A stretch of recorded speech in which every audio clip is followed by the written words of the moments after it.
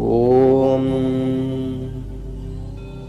श्रीऋणविमोचन अङ्गारकस्तोत्रम्। स्कन्द उवाच। ऋणग्रस्तानराणां तु ऋणमुक्तिः कथं भवेत्? ब्रह्मोवाच। वक्ष्येऽहं सर्वलोकानां हितार्थं हितकामदम्। अस्य श्री अङ्गारकस्तोत्रमहामन्त्रस्य गौतम ऋषिः अनुष्टुप् छन्दः। अङ्गारको देवता मम ऋणविमोचनार्थे जपे विनियोगः। ध्यानम् रक्तमाल्याम्बरधरः शूलशक्तिगदाधरः चतुर्भुजो मे शगतो वरदश्च धरासुतः। अथ स्तोत्रम्।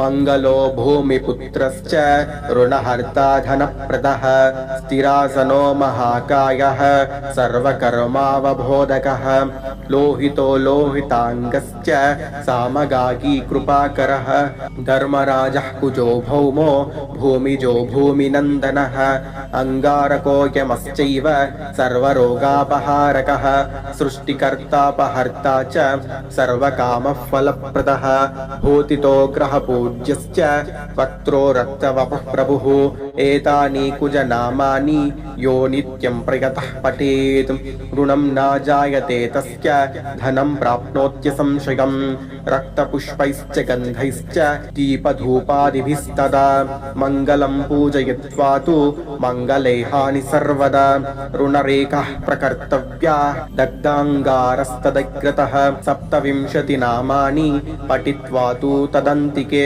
तास्य प्रमार्जयित्वाश्च वामपाणिना संस्पृशन् एवं कृत्वा न सन्देहो ऋणहीनो धनी भवेत् भूमिजस्य प्रसादेन ग्रहपीडा विनश्यति येनार्जिता जगत्कीर्तिर्भूमिपुत्रेण शाश्वती शत्रवश्च हतायेन भौमेन महितात्मनः सप्रियातां तु भौमोऽद्य तुष्टो भोजत् सदा मम। अथ मूलमन्त्रः। अङ्गारकमहीपुत्र भगवान् भक्तवत्सलः नमोऽस्तु ते ममाशेष ऋणमाशु विमोचय। अर्घ्यम् भूमिपुत्र महातेजः स्वेदोद्भव पिनाकिनः ऋणर्त्वस्त्वां प्रसन्नोऽस्मि गृहाणार्घ्यं नमोऽस्तु ते।